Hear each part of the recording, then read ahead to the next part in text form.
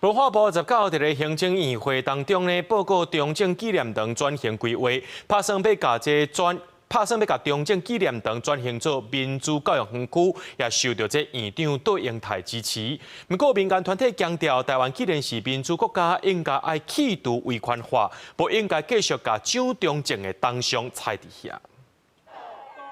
台湾走向民主的过程，伫咧威权统治之下所发生的228事件和43年的白色恐怖时期，是台湾社会正沉重的伤痕。为了要促进转型正义，文化部办事伫咧行政院推动转型正义汇报会议当中，报告中正纪念堂转型规划，打算伫未来要转型做民主教育园区。院长杜英泰对这项规划表示支持，嘛毋忘强化人权和法治价值的理念。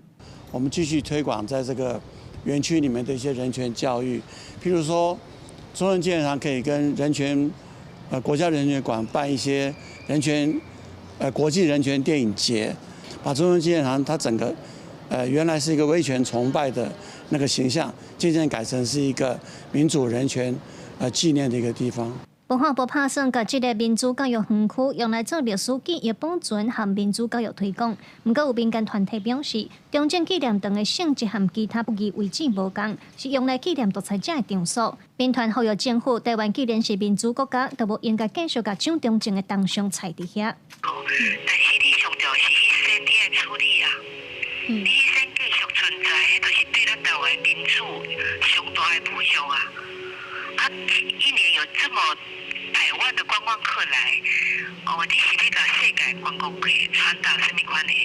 咱的民主价值？文化部表示，相关的规划打算上近7月底进行，经过建议的收集和讨论修正了后，会各向行政院报告。第期的规划会办理教育推广活动，深化社会大众对历史的了解，扩大社会沟通。后续嘛会做中长期的规划。原来针对蒋中正铜像的问题，文化部长表示，无论要赶走，还是要继续留咧，到今也无结论。不过未来无排除各种可能。记者卢昌珠、郑春友台北报道。